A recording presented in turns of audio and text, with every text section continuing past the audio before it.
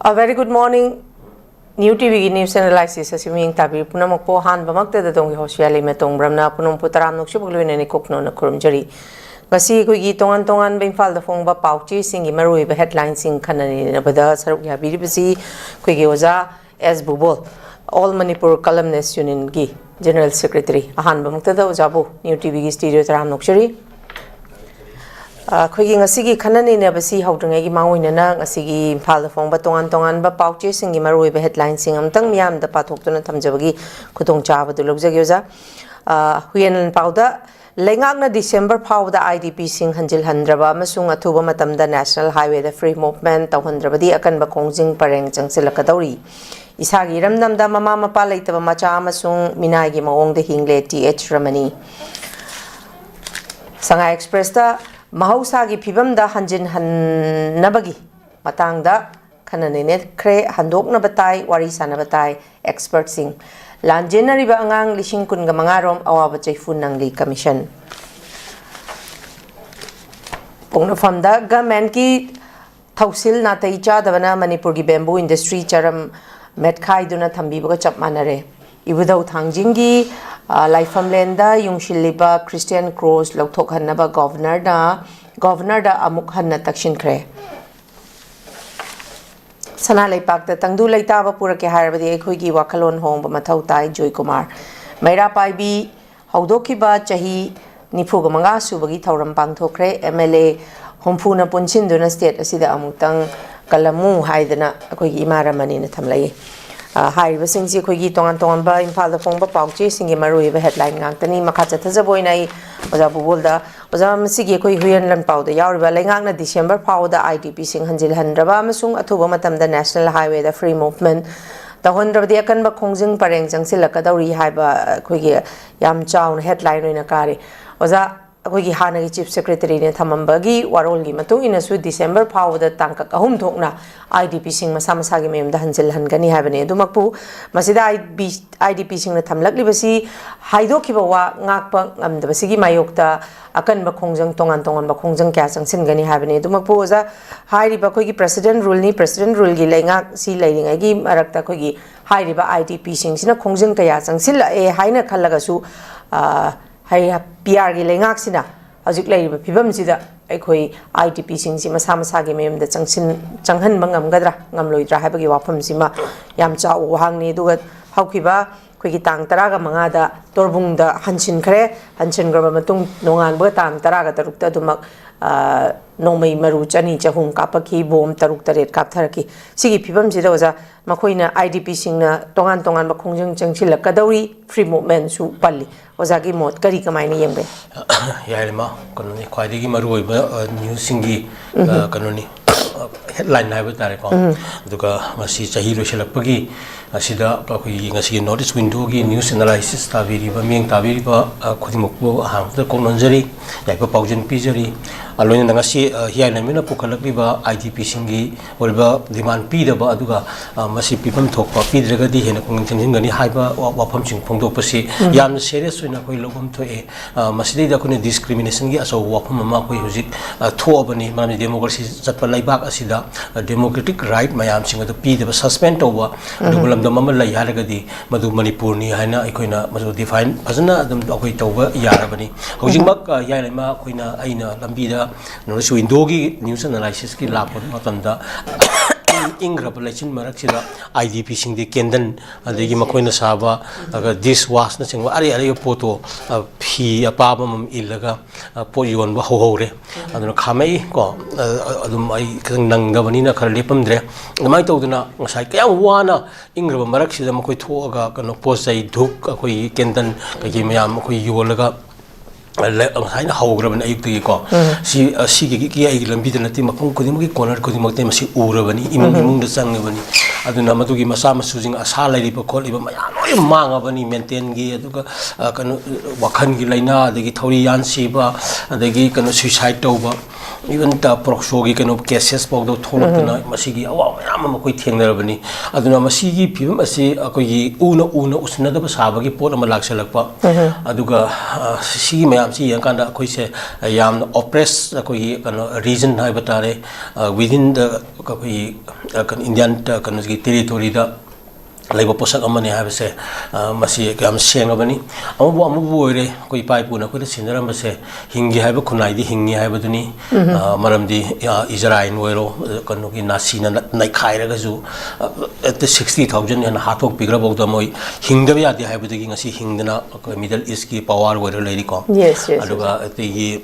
the samudra na question laga ju jwar sai chu pahar ga ju Hiroshima Nagasaki the bomb thadar ga su Japanese singna makoina amna makoi mathongna maring jen aduna ko hotna raga ngasi maliam the super power natsuga yamna lemjani ngai wa modern country goi ri ko so akoi gi masa masu goi bai koi da madu gi feeling akoi leita banate maram aduna ni ngasi koina pick up su picture of su missing yam jadra su akoi kan togani akoi dignity laini hingani haibagi wakhalun akoi mangri mangsu mangoi aduga natrabadi akoi sakana siba samani ko maliam da miyobi khunai jiba species mayam mut kre ko miyobi sumut kre civilization mayam mut kre moinja dar o harapa na tunga mayam akoi kangi aduna akoi mut ka da bagi sarupudi mullaga do ko raga di kari gumti isa isu suron phurup kunthra tar tereki isa isu ka do mi thamam gadori bano aina koina lak liba se IDP sing nga si honda riba si mahaki maram dum gi manung ka sida khori na phom ta da ba mayam gi khusin thorang gi ye akano da chaithing da ngasi mayum du laiba hanjana phangdiri mayam se masi government na mamangi secretary na hairam do tha ahungi manuga ahum lak thongna hanjilan gani haibu yamna kanna hairam bani magi mamang da CSO mayam ga punna dili da Ministry of Home Affairs ka wari sana bada assurance pirak rabani adumai tawduna tawdu December hayeng loidui ni ko adu ogai do bu mandre samai tawduna adugi mahutta hena puru masingi marakta divisive policy tawbangamba laksinbangamba du laksindra kanda puru masingi marakta yengthina anba south pon gi policy north pon gi policy tawraga central point high region ahum thong thugai gi wakhalon British na kalma wakhalon yumpham oirakanda manipur gi territory se article 3 si naraka of the constitution of India si naraka thugai ga ningi ga high kan threat ro akoi je ari ba million gi adu administrators singi makhong non gani ga khan ba gumba ama lairi ko aduna akoi sunon noloi manipur di kai ba ya da bani maramdi manipur kai ba ko hingdrabani na ko na tam sigado saruk dumi kha pola sigado saruk pudi akoi ngasi mu kadum si da su yare hai baduni ko aduna sini pai pu na khoi da sinabiram instinct se aduna akoi madum stand tawi IDP singi pot hen kankhala kani akoi mamangi news analysis and then dialogues the notice window to gi yamna predict to khrabani if not it is a timely address ko the very unrest will continue ko aduna IDP singsi how warning period specially aduna from day 1 up to 2026 kano ki instead of ushering in peace ko masi lakpagi mahuta hena violent oiba hena unrest oiba hena nuaitaba sahi ma oigedra haibani but masi kana na thon bano hai kanda responsible government or hujik lairiba PR governments no oiduni after all in democratic country the government is the authority ko is to take responsibility for all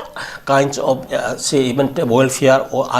unwanted situations mayam singa sema ko responsible logudabani say it's a worldly kana consensus over pot ama khangni so still one day is in our hand ko aduna specific no ma hayengbu munungda hangchiti wish piraga ni happy new year ga duna yaroi ko aduaina governor na daga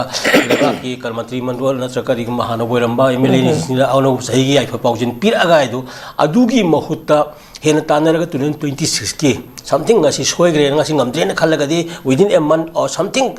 wasak amaga loinana masi tawrani haibira chingba adugumba magi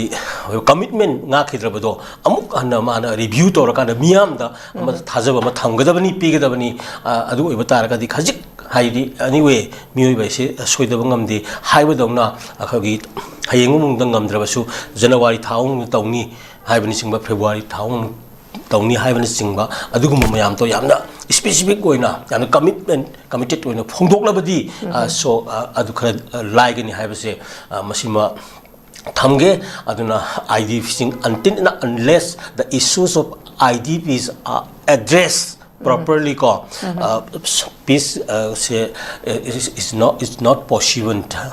simdi haige akoi sana lupa kokthong da dagi ai yum building sana lupa na kupi biduna de akoi na pami se akoi gi leijaba kharana iningam na akoi gi hingjaba duni aduga arai ba chamin na buduni adugi I ek pokmina ba I gi sinina mayam singa sina magi mayum da furup mayam effect tawduna leibangam dana wari mayam se masi ek santi leiting gi de koi da kano leiro ha wo hunsi hala thamge ko. Okay, thank you very much Sakacharuja. Masida mahausa gi film da hanjin hannabagi matang da khana nina khre handokna batai wari shan batai hai den expert sing mai kai de thamlag le uja singarang one day academic discourse on normalization in Manipur hai den khoi gi folks na singi ba thauram mana amada tongan be expert sing na thamkiba warol du news adumapu ngarang khana nei ba da expert sing na thamli basi mahausa gi phibam da hanjinna ba da khoi handokna ba amadi wari shan batai hai adumapu hojik sina kalamarom da kokomi gi mai kai da gi su thamak ba da cookiesing infal da lak da kar shu ki ningai leite la o haidana dum welcome tawri du bu makoi gi mai kai da gi di oza makoi gi tarasi akoi gi som da lai ba ni phu si ga yangkhai si ga yengna ba matam da ko oza adu makoi gi tarasi yamna aidi unity oi bise makoi na mu yam heli ba simang na makoi na kari gumba yaning da ba lai ra su group da lai ba sing sina amuk su koi kohar da su leibak semba da su yaw ba yaro ha bagi akan ba restriction nam su za pirakre kwa masida handok na batai ha ji oza hauji phau da handok pagi phibam di makoi gi mai kai da gi di u di handok na bai jina kal conflict nakal animak sauna bani na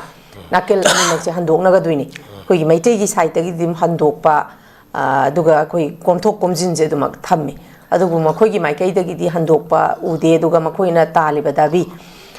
separate administration natraga union territory si hek phangri bokti makoi gi khongjang halloi ha bagi statement thamli masida khoi gi tongan ba khoi gi mitei gi oiba civil society organization singchina khoi gi normalization manipur da purakna bagi damakta pangthoi ba mifam singsida makoi na saruk yaraktra bagi oza normalization si purak pangam gani ha bagi thajab si leiro kamai doisa LEIMA peace saji prona bhona bada IDP singi akoi issue naina kre haujuna peace ha policy negotiation through negotiations na dialogues ta koi purakani haibani asidi universal ko malayam si mioi basi conflict situations is koi pullaga loina ra lapani ko leibak mayam so hari conflict situations mayam je yamna high intensity da even conflict thokna la ibani ko aduna non international and international armed conflict situation Geneva Conventions ki United Nations ki clarification pi dana even international humanitarian laws aidana koi gi lan gi niyom bhagu putho ga la ibni but at the end of every complex situation ko dialogue and peace talk have say masina only solution je human history danga si katani sibok tani leini ja aduna yam established over structures of negotiation between metropolitan powers and even national liberation authorities and even insurgent groups have singa sida namatana kakpa yaroi masi summa pot amani ko masi dai kun mamang da legi Palestine gi issue da hojik adum negotiation tawna bo honari then East Timor gi negotiation through United Nations intervention da adum kana tawri ko western sahara gi lady ba dagi Ireland gi Northern Ireland gi issues mayam mai ban Russia gi 1991 da Mikhail Gorbachev ki matam da adum ba tawdana negotiation da lebak mayam Russia adum kana tawdana ko mantunga ning tampi la iba mayam singa si structure singi Kosovo gi wari lady Baltic state ahungi mayam si koi luina bak sumbanga tani in this way akoi India su ko exceptional oibri yadaba malay aduna masi ingadabani aduna hariba negotiation ase masida hajiki yalemena unity oibu ko gi lay habadu actually madu military gi budi layramba yai by force or by pressure yes adubu gi music adu delhi da kui dradum wari sana bada laygrabani ko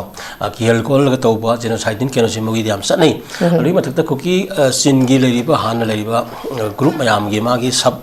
group mayam sin da asoba thado in the largest community now have been separated as a distinct identity tholak tarang asi mai tai ga laimin dana in every situation the thado community mai tai community has usual mauk sagum na himinabagi kana to lai ko now we welcome it aduna sai gi kuki lairiba horiba mayam sing adu manipur da lakpa matam da ikon welcome tawgi we are ready akoi even CSO mayam gi unaba matam da Mr. Home Affairs da ikon assurance peram abani aduga madu hojik su still will just even kanoni maintain it masinga aga thamgani ko aduna akoi even akoi oiba yamna masa masu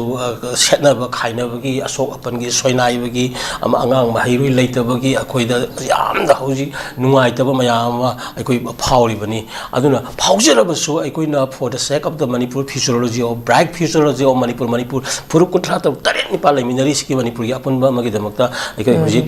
kanoni sacrifice tawri bani ko mayam singa do still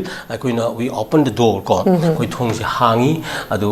masida sangkadabani masida sangakta pot khudimok se mai pa oi haibani maramdi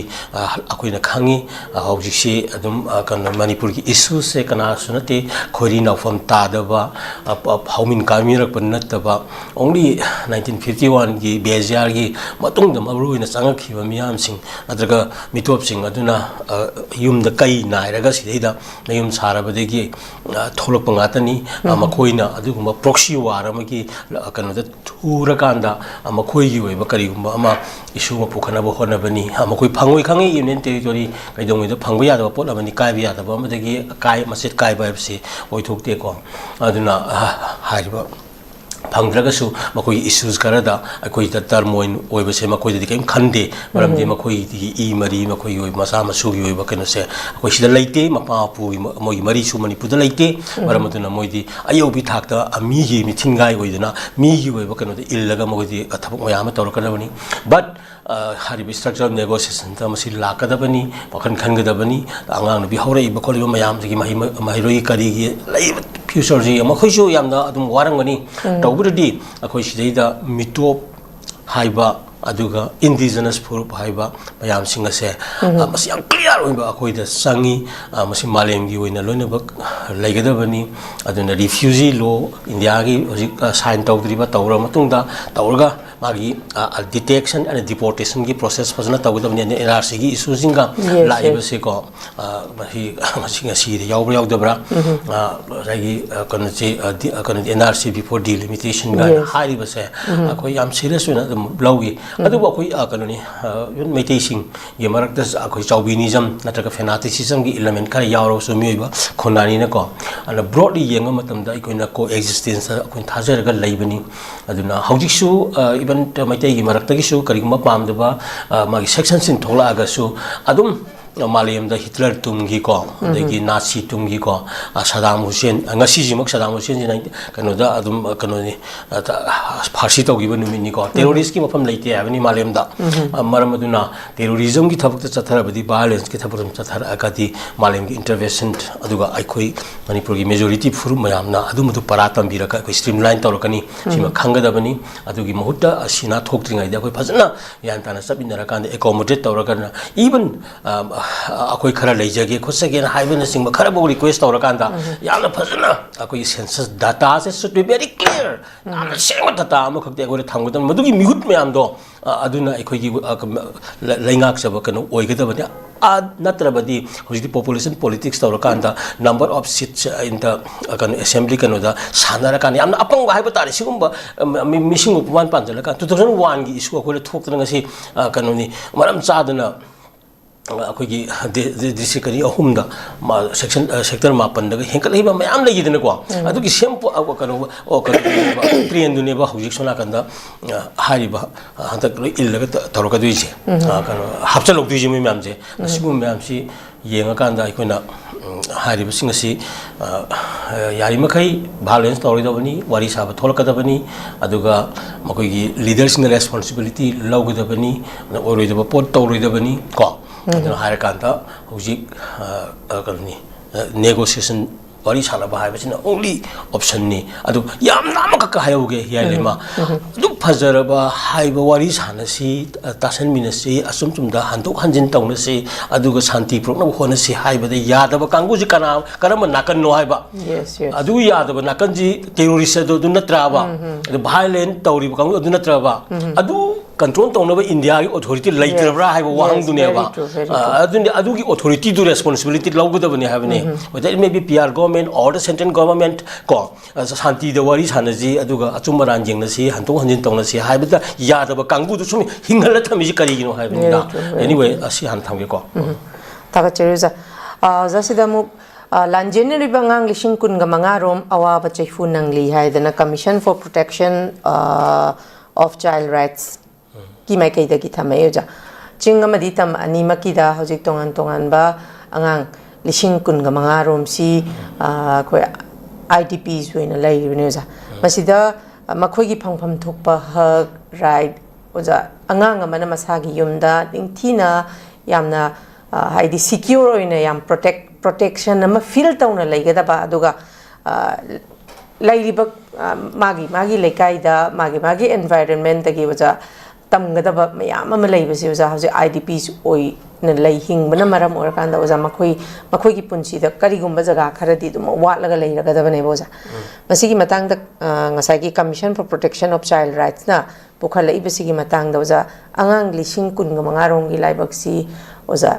akhoi chingani ching amadi tamgi angang aktani masi future akhoi gi tungi yumbi rel ngatane makhoi gi tungi punchi se kari oigadage haibasi musu oja khoi yam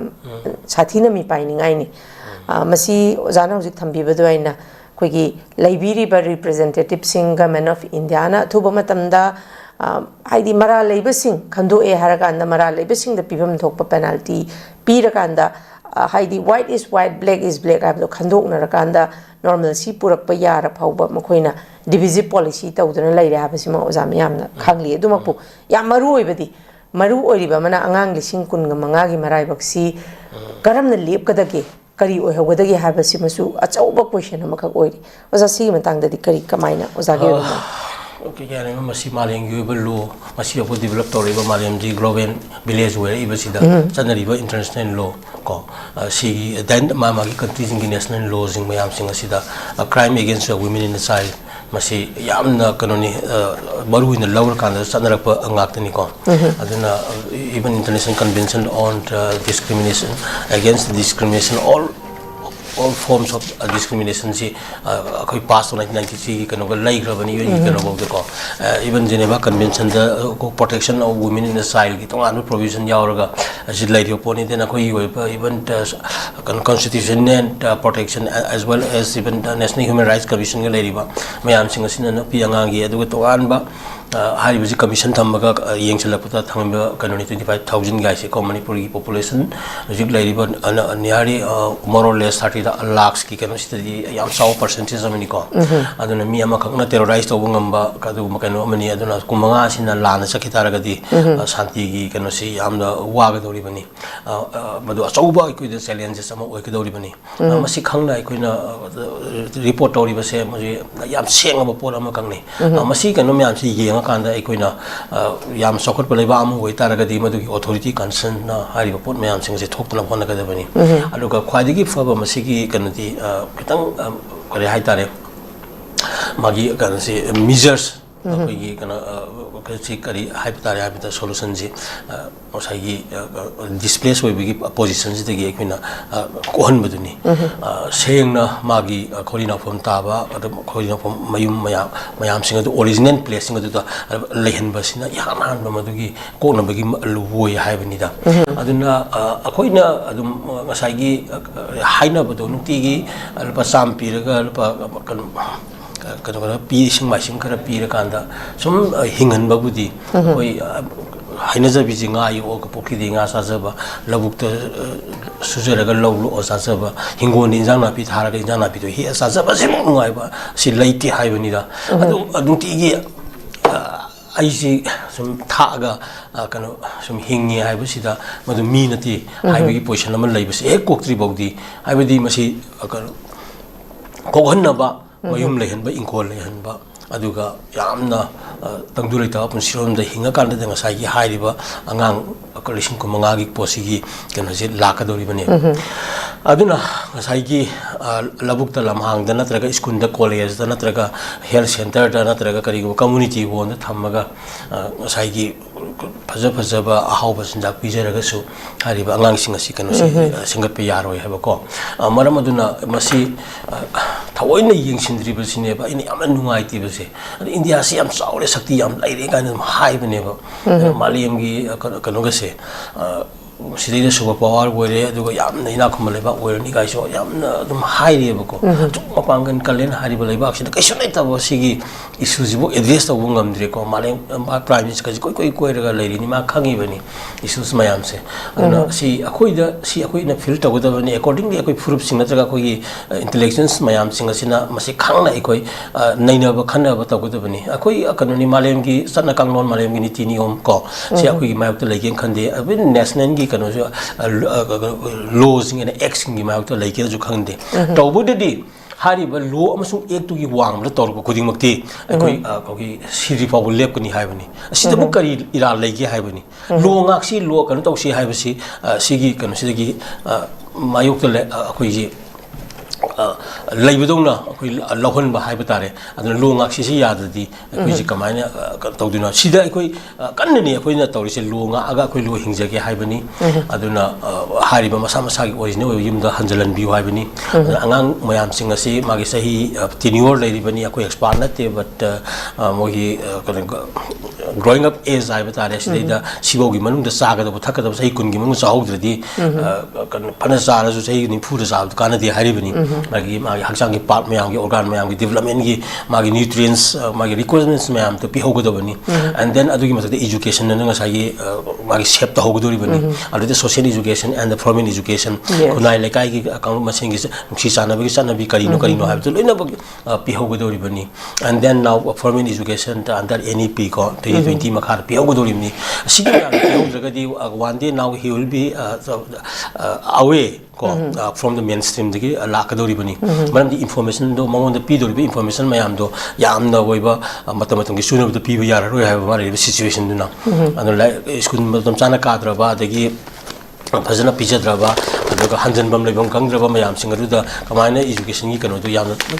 mamut tar pidori buna ha bani da education phangjaga di yale mo ro ai woiro ai ngangjari ba yale mana hangi ba hang mayam se khoi kokta le ba information da base ori ne ba ai kokta le ta information amata ai na wanga ba sumanga mo ba sini sumo bane aduna hari ba ngang singaru da matam chan chan ma khoi da matam ga sunana modern education gi kano se pira kanda ma khoi health and nutrition gi possible na maintain tawra kanda ba yamna world class da karium kara mayang mainstream si chal ho ba tar ga di masana automatically madu mainstream gi wang da kitab ne ba adu kara gi marano ngang ni marana te ha bani da hujik le ri ba khoi authority naga guardianship and parenting gi kan hujik lai ha bani ko maram aduna concerned authorities na yamna urgent attention amani s have our soul ha batare ko adu ne khan bi ra kan da hari issue ji address to bi wa na atamna thamge ko okay thaga chariyo jamasida mu ja February taraga humdoi fawbada lengak semdrabadi JNK gi fibam taroi hainingai leite haidana lengak paibada yaramba MLA ibom chana thamlagli JNK da so ja president rule se chahi taruk ni thamgri se adugi matungda Jammu and Kashmir araga Ladakh sismain tongan tagri bne ja si fibam sida ja handak su akoi high command kawe haidana Delhi gi mifam duda Kuki ga MLA Kuki emadi maite gi BJP MLA pun budi pun gre dumakpu high command pirak padi oja peace hana porak ko haibane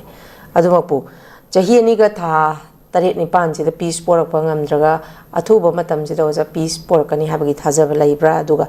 oja masi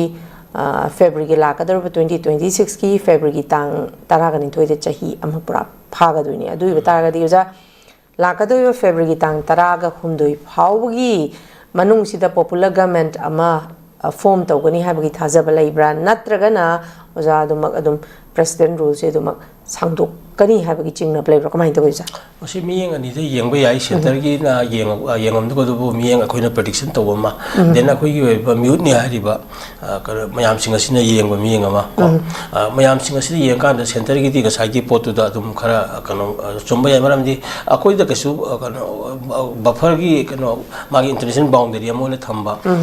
wall amone thamba kano se moi da value ga su leiti adu gi matak da akoi gi risk kano mayam ama leijaba mayam sing se makoi da dum jealousy ju pokwa adu ga masi gumase yam neutralize tawba adu muthaning magi kano su intention lai an like jamu kasmi da matam kun sai to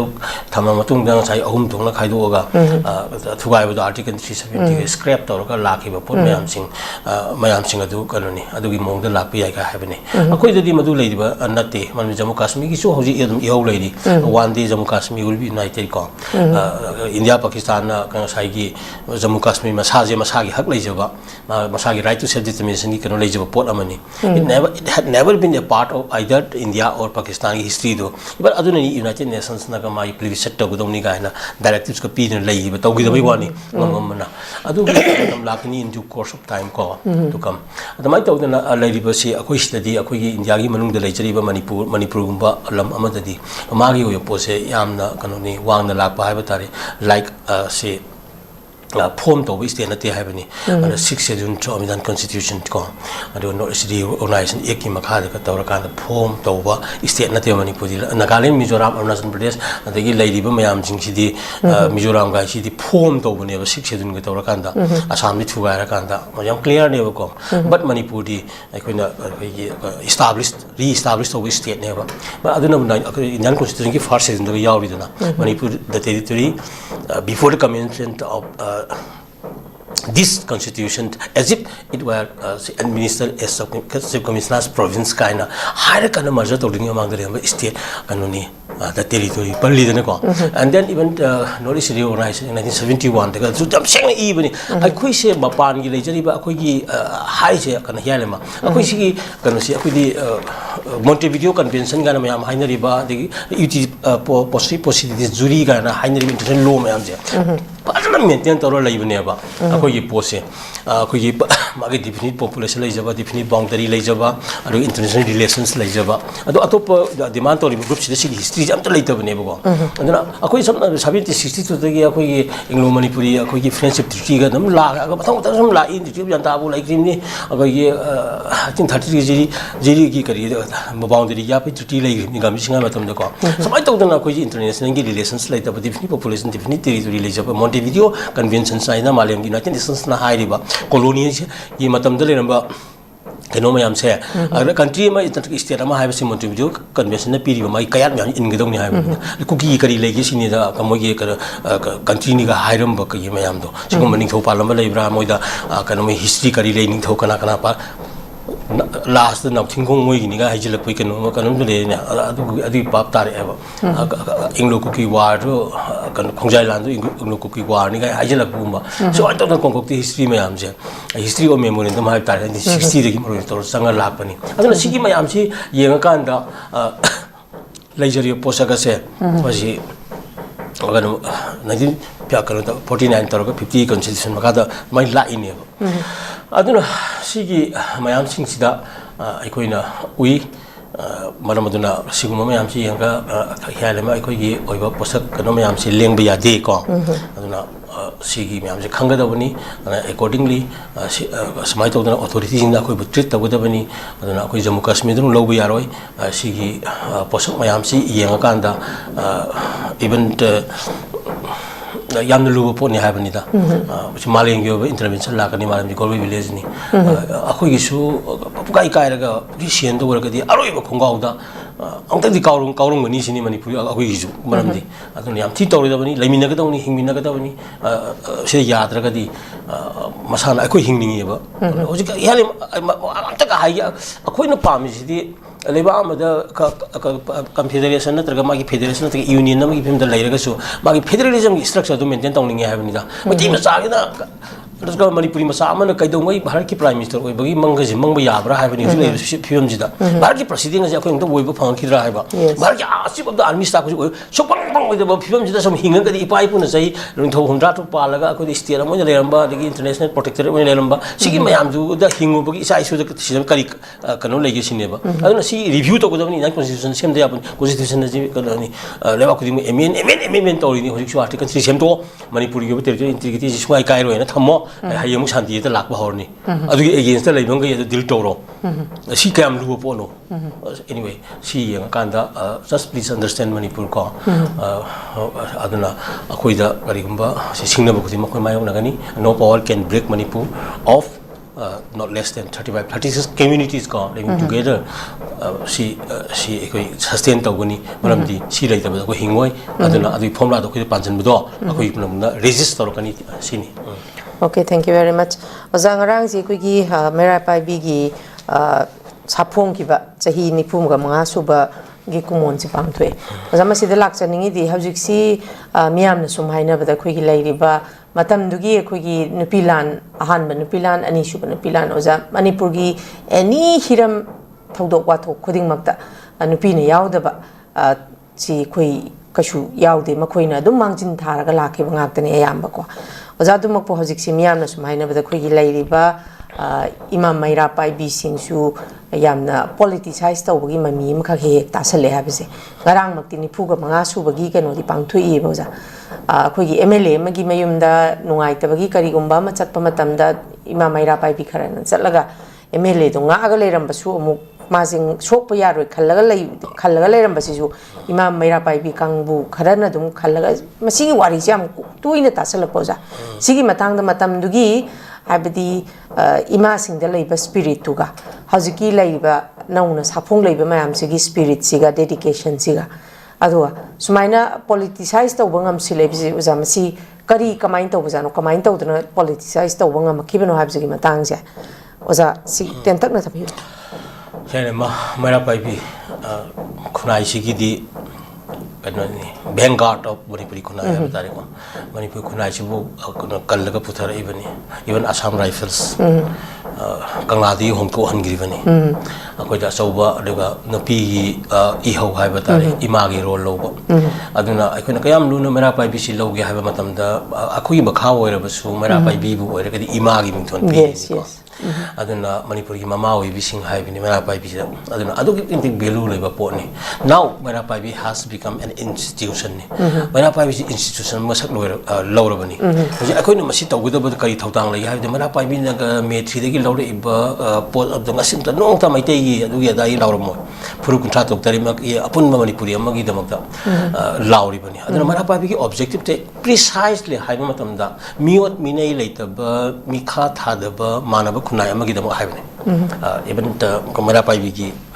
Mera Pai Visu, Kadim Sida, Atalaing around Toribasi, Adum Sisu, Mera Pai, a Chow Mini, Hanapari can burn, Yam Chauna, Toramaco, December 29, then Langamal Mase, Lorim, Ibum Sakor Monico, Mayunaka, the Gitoraka, as a Zeki army, the Gitoraka.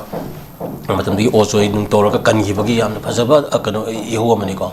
Then Mera Pai itself, even May 20, I to show Kugi, Pangtui in a call. I don't know, head Yengomatam, the Mera Pai, Atom Samani, Mera Pai, Homatani, top the Mera Pai, objectives of Cliana was a high bedo, Masikamana politicized or even though the Mera Pai, Yacham, even no have seen. The Mera Pai objectives, what Mini later, Mika Tadaba, Manabukuna, Haveni. She's a low yaw, Walgi, Kanogi, a Mu civilization, you put me, I'm saying, human rights violence and Toto Bahavani, Toto Kunlaimo and a shame Bahavani, and do a Mikap on the Bahavasi as I right to self determination, like Jarakanda, Aman Amogi Namtara, like Bagi, oppressed situation, Namadina like Dong Havani, the Manabu Kunayavadi, all communities gone, Kogi, Canadian discrimination later, Aduga, Saiki, equality of all communities, Kimayangi, equitable share chakot mina baduni sida yana phajaba laite ko adu hariba posigi hojik tawuda base aikoi di malem gi United Nations ki natraga mari gi malem gi ba hogi nupi gi loop sing lairiba ko siguma human rights ki kaning recognition book to honinga bani mana pai bisi recognize to view world gi institute amo ina si amna phajaba pot am khangni masina akoi gi 1904 gi first nupi land the law ki ba ko force labor gi nupa mayam gi wathok masida aikoi gi role pada significant oigrabani 1939 da akoi gi sak khosem gi sak tang ba thon mara wari mayam ga tawla kolaga alu da haugi ba iho aso significant oi ba si ju state holiday law thok tana tawri dana ko admai chum taw dana aikoi even adi makha ta ba da aikoi gi even armed forces special powers 1950 ai lakhi ba asidi miyon minai pak na akoi jathara ki ba extra judicial killings ki case scenario ba mayam akoi da lai rami 1500 to 1000 gi maya da civilian sing heart ki ba Prabhaini ki adigi Amina ki misi Prabhaini ki misi adigi Sanjeev Prabhina scam laigre ko koi adamag na bu koi kanuna manorama naga koi sei tara ena sara henbi kanu Sarmila na koi ngongri bani manorama gi miha to kya sina tawi koi leina sigi issues mayam sigi kanu se masida masina puthor ka posa mani mera bai bi abse sigi mamang da 1975 da kani sana like China opium war ge da mai ni sana naharum na loi muthalage en torok motam da ima mera pa yam thola kan da madu kan gi bagi nisabandi ho na bu leiri ni ala IT sing matam da pasoi langjing da thoki ba thodo ama khak ta gi ni haugi bi mera pa bi ko aduna kan natin IT gi matam da oinam piani na police na to ka na madu iho mayam do ngasai gi namdena balak na bada gari da puro khola pu da lambi da salan tong do husing murti ki yungi da na ko mera pa bi gi salan tong khura kan da leiri se asi tar siri ni ban da sawai sangdrabi adugumba ama sigi banamitu si kana tawri bani adu puraga masalu chatlaga even khurai lam kana daga iskun daga thammaga mayam hing lek tan sangjing achau khongjang amani haibani adugi waiba document fan tawre aduna sigi mayam si yeng kan da hojikti masana lairiba kana ihau kana asiuma pot asi masana politicize tawna bo khona basidi dum honor kani maram dim sida achau force miyam gi support lairabani na masina kitang thaiba hona bada thairi ba jaga adu mai ba ko oidini ko aduna maitan gi policy na ngasai gi maitan gumba kerosene gumba ko siuma mayam si segi mera pa bi gi maihum gi makha da hale ba kerosene du kana na pi bano ha ba question lama laksalak ba election maya da madu gi politician pesa pa ba jing na madu kano toksalak pa politicize taw ba khopa gi mayam laksalak pa adigi wakhan adigi mera pa bi na magi pandam du gi hento kana mi gi sengai tungai na traga mi gi sen pudo pusin gi wari nupi khaido khaijin gi wari na changjalak pa adu yam na magi kano dagi pandam dagi lap thorok pa gi mayam se aikoi masini akoi yam yingil logo da bade ka imung manung gi mi gi khana chaina ba matai manau gi natraga kana hingon yena ba natraga sen puto pusin gi kari buna mera pai bi pose maming sui sinaroi da bani another magi lai kai na pi on tawger ko adun amani ko aduna sigi mera pai bi gi miyo mine leita ba mikha pon da ba mana ba khunai ma hai ba ka pandam se strictly masi maintain toroga satka da bani ko aduna anga sidi mera pai bi singi pandam singa du namaram ora kanda even akoi madu gi human rights ki mayok ta leiba malem gi wegera bharat ki wegera any force ko dimok se mera pai bi ni haira ga di madu ngasai gi kano oiri ni dala tiamaga akoi magi manipur khunai kallaga lai bani ko sigi yang kanda aikoi na masi masak khangmina si aduga yari makai hario posak asida politicize tor sakhebati mera pai posel la na sakani aduna mera pai bi laitrabadi manipur khunai leraroi mera pai bi na mating leina hingma musung sibaga manipur khunai na hingma musung sibaga mari nei aduna mera pai bi se daita yamna lowda bani miyam su madu khangna tawda bani yaringi mera pai bi la na sinna luda bani ko ai bo wafam si an thammage okay zatian takna yam masida khogi chawo mi hata chena bani haiba nupi amaga nupa amaga phare oja si han wangoi da chahi masage chahi kunga tare khatangai ba nupi ma hatlambagi thaudo hoji Facebook da su angkana viral chali ko ja sida ina thamjaning badi mama mapa singna su machani ngolama yumban lambi da mai pakta dana magi nupa mayam da mane maku magi mapuroi ba yauna otlaba nairaba se phure chaire habse khangla phawbada yum pangragadi ngamnaba palu nang halakpa yaroi miyam mamangde ikaijei haidana siumbagi chatnabisi oza yam aduga sirakantadi asiba khakta mangjei haidana leigidaba thoba siram matungdadi mama mapa do pelhodabagi kappa mayum hek pangragadi machani ngol singche mama mapa oi pasingsina burden na moina magi nungai ri dum phaba awa na hek tholakpa mangonda punsida awa na chaitheng he phangpa matamdana ningol ji mapam da halaga leibada haidi polum mama oine hek changna ubagi achauba mami makhak uyoza masimakna su nupa mayumna mama mapana hanbada ma kasu accept tawroi khangbaduna amu nupa mayum sine hena khudong chabam su loba sida mapa ma oina oza bubol su ichani ngol po amba po amda badu de khangjadre dumapu mapa ma oina siumba ningol marai bak thirba yum palubada mamai paktrabi siumba sida mama mapa singna hekta inthok piba halagadi hena haidi waminaragani haibra karino sumbagi aranba yeng amakha yengbase sumbasi thoktana bozagi maikaidagi mama mapa oibasingda message kitang tentak na thandigamoja sorry Halima arobagi sina khunai ama semgapada basis soiba khwadi maru pot ai batare ko haski nupi gi thona nei nagraga nupi gi discrimination gi matang da mu lai yes si thui tawdri kana ayani mai khang ni sang ngasi si imoinu natrabra tang kuntra ga 31st 31st imoinu janga si ai ka bawre imoinu si masi ai kana conduct of life of manipuri society ni ko kari da makna manipuri khunai da imoinu la libano ha basi imoinu si da loi yaubani ko masai yumgi kana lubanan bagi adagi napi na mauna adaka tawda ba sanalon sat kari mayam se phunga lai rudgi kari mari leina ba ina sum yenga the whole immune take se conduct of life neba sigi pot ki kanu se foundation se thugai rakpa amakha ka si lakpa materialism the base tor kanda masai gi manada ba khunai ra pai bi ngasa habdo ani mawangi kanu lakpa leidana aduna hena aun prok ta ban pi daga thine to ba khotpa gi mindset sigum mayam lakpa khotpa se masi kanuni masi ne khoi khunai da kai ri base yam luri badi bot liba officer and the office ka wariba ani maksigi ka cause and effects ko yam pajana khanga da bani adu kaidam de sune masidi da koina ani mak nungai roi ko hausik su adu nuai ta kanoni ngamen haturiba nupado nuai ramgadra madu chenaba mi sing du nuai ramgadra nuai roi mapunsigi mana hek si ribo hantang mapuki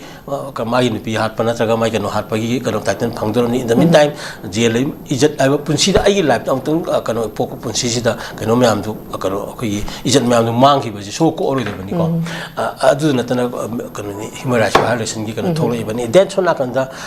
osai gi masagi wariba lairiba situation myam du da parent na parent very much important ni aduna education da bogda parenting gi role jam sauna nei nari bani ko NEP da aduna basan hari se kari no haibe attention pi lekai halak pi ni haibe gi mingthon du hena phatra sini da heta hato ki do ko to question lama kan yauraga di halak ta bi question je ma gi tamin condition natraga ma gi situation mayam da yumpham oi banga kan ni haibe ni da tawdi asum da yumpham oira kan da halak bu halak ta bu oiro masim malim da thongla banga ta ni ba tawdi maram di chahan ga dong ni haibe ni da ani makta amana iko leiba amana materialistic oiba amana kano marginalized tawba adugumba da lairi mayam singa suda parents singa jumatu intervention tawba ngam ga dawne convince tawba ngam ga dawne ba ngam da taraga di divorce system ana law ne ek na su lairi da ne ko asigumba ga sikara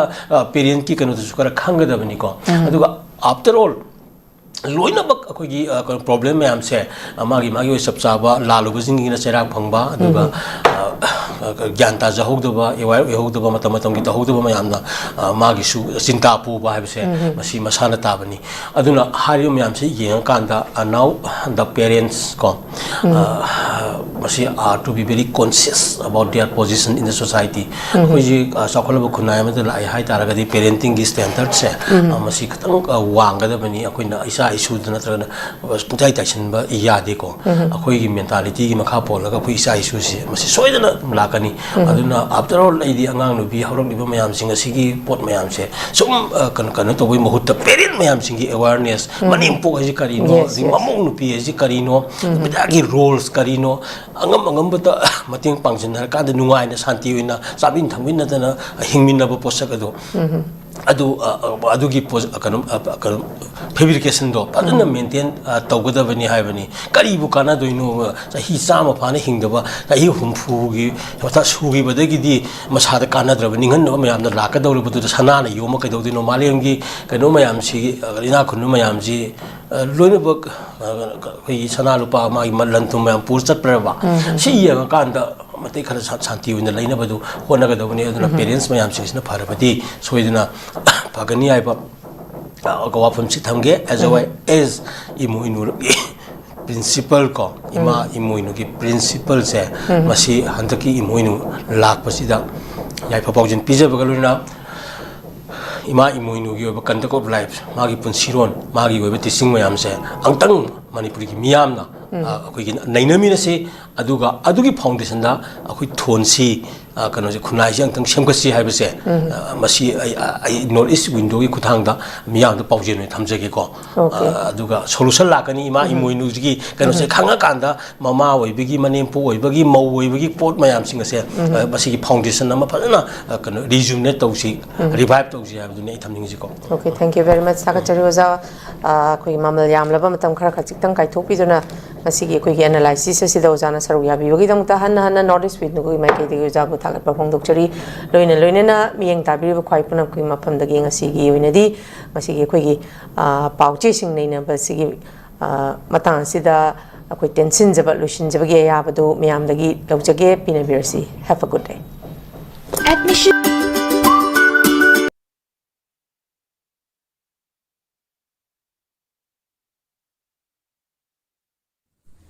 Nurse singidamak achoba opportunity ama puduna lakchari madudi hauzik Malaysia na Indian nurse singi oiba khudong chaba pinabagidamak midyeng changlakli VC nursing loiraba chahi ahumdagi tadana experience leiraba miyoi singna khudong chaba asi lobiho khudong chaba adudi thagi oiva salary 1 lakh overtime incentive free accommodation ticketing amasung long term visa asina chingba khudong chaba sing asi fangbigani akupa marol gidamak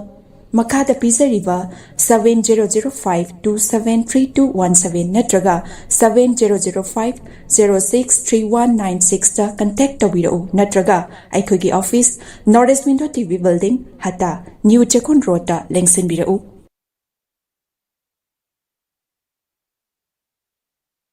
Master to biningba mahiroi singidamakta Sparkle iju service na abroad ta master to ba yabagi khudong chaba pizari management engineering professional course yauna any subject ta master to bagi khudong chaba pizari tambiningba mahiroi singidamakta course selection documentation English language training visa application mock interview preparation accommodation na chingba Sparkle gi maikai digi mateng pizari loinana 100% education loan scholarship facilities part-time job assistant gi khudong chaba su pizari hairiba countries sing adudi UK USA Ireland Australia Russia Italy Germany na chingbani akupa marol gi damakta 7005273217 natraga 9366230077 natraga aikoi gi office Northeast Window TV building hata New Chekon Road ta lengsin birau